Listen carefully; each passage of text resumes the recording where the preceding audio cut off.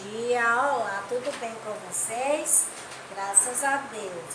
Hoje, 12 de novembro, quinta-feira, vamos estudar matemática, arte e história. Mas antes, vamos fazer a nossa oração. Pai nosso que estás no céu, santificado seja o vosso nome, venha a nós o vosso reino, seja feita a vossa vontade, assim na terra como no céu. O pão nosso de cada dia nos dai hoje, perdoai as nossas ofensas, assim como nós perdoamos a quem nos tem ofendidos, e não nos deixeis cair em tentação, mas livrai-nos do mal. Amém. Crianças, vocês irão pegar o livro de matemática e abrir na página 221. O conteúdo é sobre medidas de comprimento. A medida de comprimento, ela surgiu da necessidade do homem de estabelecer padrões de medidas em roupas, móveis, habitações, terrenos e etc. Os povos antigos desenvolveram suas unidades de medida de comprimento. Essas unidades eram não padronizadas ou não convencionais. Isto é, não tinha o mesmo tamanho. Algumas medidas eram feitas usando parte do corpo e outros objetos como xícaras, cestas e balde. Vejamos algumas delas. O pé, na Roma antiga, o pé foi dividido em 12 polegadas, ou seja, polegares. Aproximadamente o tamanho de uma caixa de ovos. Uma caixa de 12 ovos. A jarda era a volta da cintura de uma pessoa, mas depois de uma jarda passou a corresponder à distância da ponta do nariz ao polegar, com o braço esticado, como está aí mostrando no livro de vocês. O cúbito era a distância do cotovelo até a ponta do dedo médio. O palmo era a distância de 4 dedos juntos e correspondia à 7ª parte do cúbito. A milha vem do termo romano mille, passos, que quer dizer 1000 passos. A polegada, tamanho do dedo polegar, que correspondia a 3 grãos de cevadas. A mão, a largura de uma mão com os dedos fechados. Então, criança, essas informações você encontra na página 221. Na página 222, os povos antigos tinham muitas dificuldades em perceber o verdadeiro tamanho do que queriam medir, pois as medidas variavam, já que as pessoas e as coisas tinham proporções diferentes. Em 1791, os cientistas de diversos países se reuniram na França e criaram um sistema métrico decimal. Hoje, utilizamos os chamados instrumentos de medida padronizada, ou seja, a régua é uma forma de medida, a trena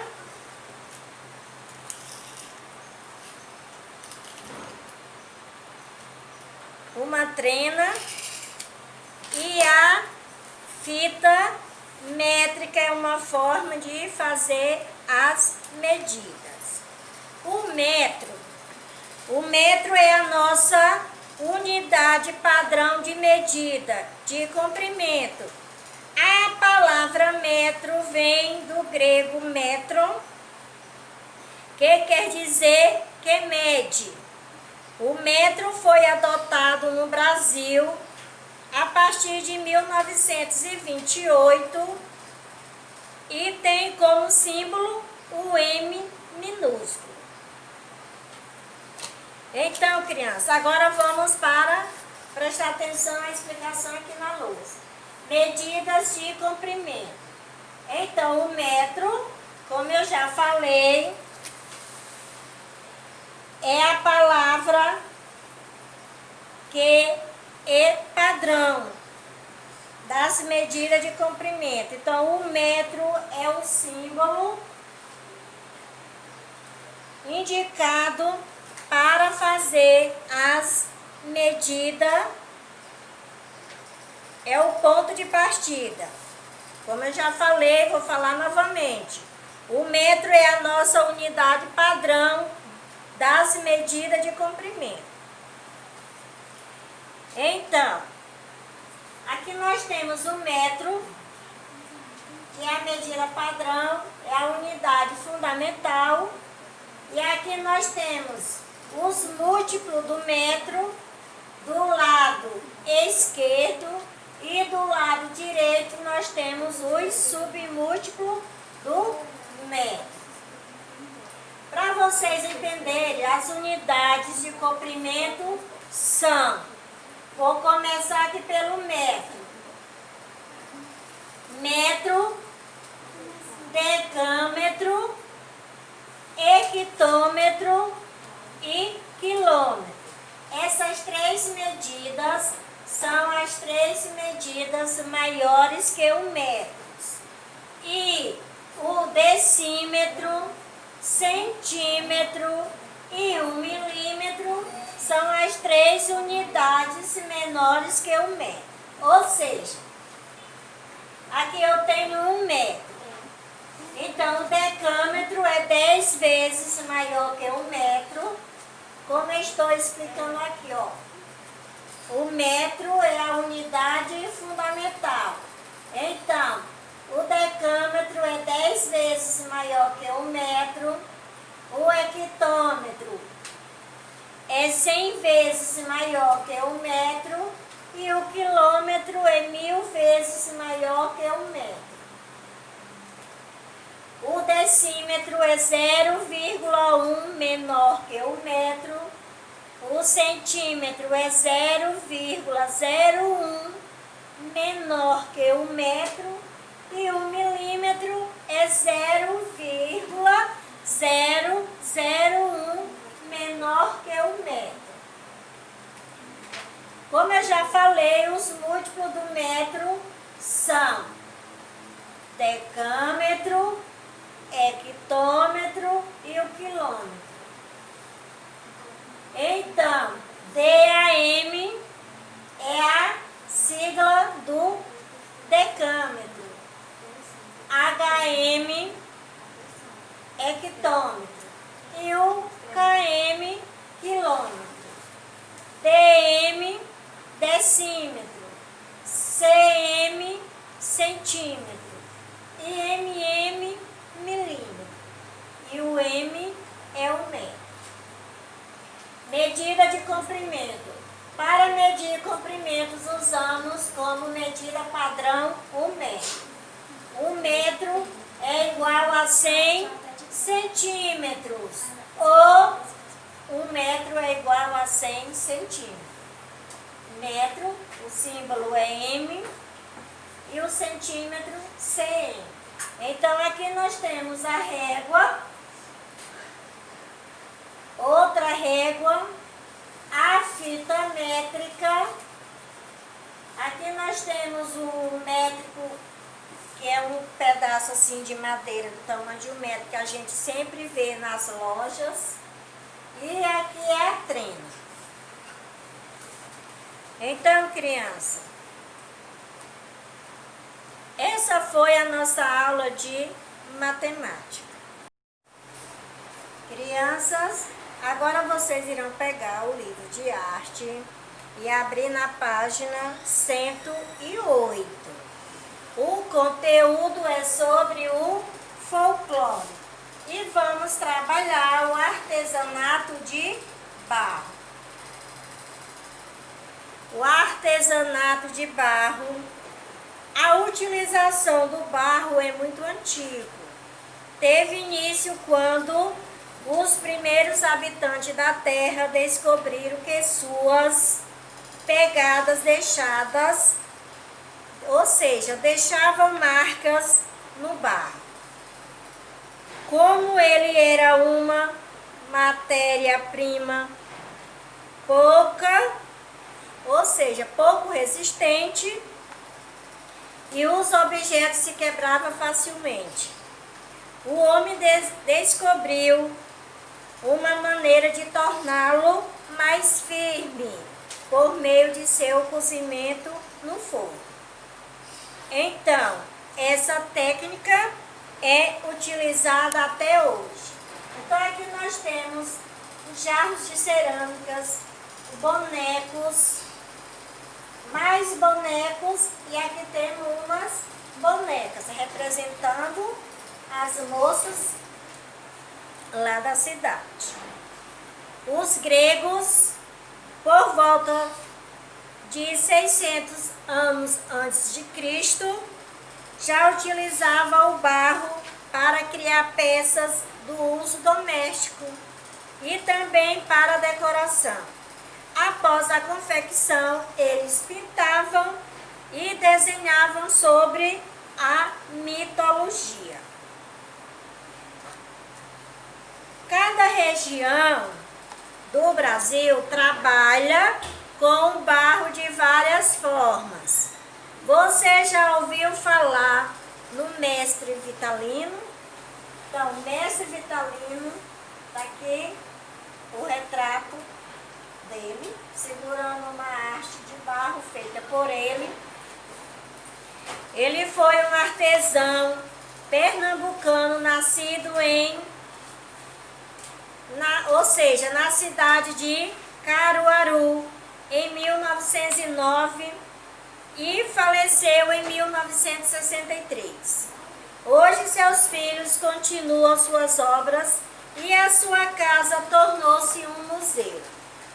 Geralmente os trabalhos de artista como o mestre Vitalino retratam fatos do dia a dia para expressar por meio da arte uma realidade vivida por determinado povo ou pelo próprio artista. Observe estas obras do mestre Vitalino. Então, essas obras que eu estou mostrando agora, desses bonecos, que é um conjunto aqui de tocadores, é um com pandeiro, outro com sanfona, com triângulo, tambores. Então, e aqui temos as bonecas também que ele fez. Então, essas 3 obras aqui são ou seja, do mestre Vitalino. Geralmente, o mestre Vitalino gostava muito de trabalhar com o barro. E hoje os seus filhos tem o mesmo ofício, segue fazendo as obras de barro como o pai deles fazia. Aí vem a pergunta, você conhece algum artista da região que trabalha com barro? Pesquise o nome de alguns artistas e escreva. Então, nós pesquisamos e encontramos a Corinha Nascimento, a Maria de Lourdes Cândido, lá do Cariri, e Júnior Fontinelli Tianguá, e o mestre Vitalino, que é lá de Pernambuco. Então, crianças, essa foi a nossa aula de arte. Crianças, agora vocês irão pegar o livro de História e abrir na página 222. O conteúdo é sobre Segundo Reinado e o ciclo do café. No primeiro reinado, a Assembleia foi dissolvida e Dom Pedro I ortogou a Constituição da forma que lhe convém.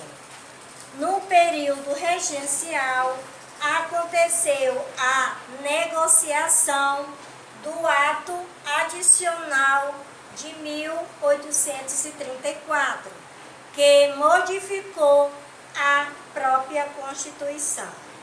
No segundo reinado, ocorreu o golpe da maioridade para que, aos 14 anos, o imperador pudesse assumir a nação. O Brasil viveu um parlamentarismo às avessas, porque aqui o parlamentarismo aconteceu exatamente ao contrário do que aconteceu nos países europeus. O poder legislativo estava subordinado, ou seja, estava subordinado ao poder executivo. A Inglaterra tinha interesse em liberar os escravos, pois ia aumentar ia aumentar o comércio e as mercadorias, o consumidor de seus produtos. Para isso precisava que os escravos se transformassem livres e assalariados, para começar a poder comprar o que quisesse. As primeiras mudas de café foram trazidas por Francisco Melo Paleta, contrabandeadas da Guiana Francesa. E a partir do século XIX, as lavouras de café se espalharam pelo interior de São Paulo. O motivo da grande expansão das lavouras cafeeiras foram o aumento do consumo do café nos mercados internos e internacionalmente, ou seja, internacional. A queda das exportações e de outros produtos, como o algodão, o açúcar e o cacau, investimento de fazendeiros no ouro negro, condições geográficas do solo, da chuva e o clima contribuíam para a boa produção, exatamente favorável às plantações. No período do ciclo do café, os barões de café são os produtores de café. E os comissários do café são as pessoas intermediárias entre os produtores e os exportadores do café. Então, voltando no período do ciclo do café, os barões do café são os produtores de café e os comissários são as pessoas que faziam a intermediária entre os produtores e os exportadores de café. Então, criança, essa foi a nossa aula de hoje. Não esqueçam de ler os conteúdos. Aqui nós temos a gravura do imperador no segundo reinado. Aqui nós temos o ciclo do café, que foi no segundo reinado, que aconteceu juntamente com a política. Então, nessa época fazia com que os donos, ou seja, os fazendeiros, eles faziam o maior esforço para ter o maior plantio de café, de algodão e principalmente porque o solo favorecia. Então, eles aproveitaram o máximo e exploraram o nosso território aqui no Brasil. E era uma disputa muito grande entre eles. Então, criança, não deixe de ler os conteúdos, a leitura de fundamental importância para o seu aprendizado. E ainda estamos na pandemia.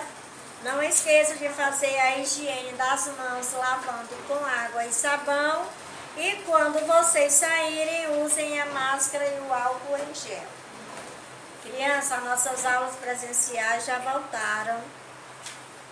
Espero contar com a presença de vocês. Um beijo e um abraço e até a nossa próxima aula. Tchau!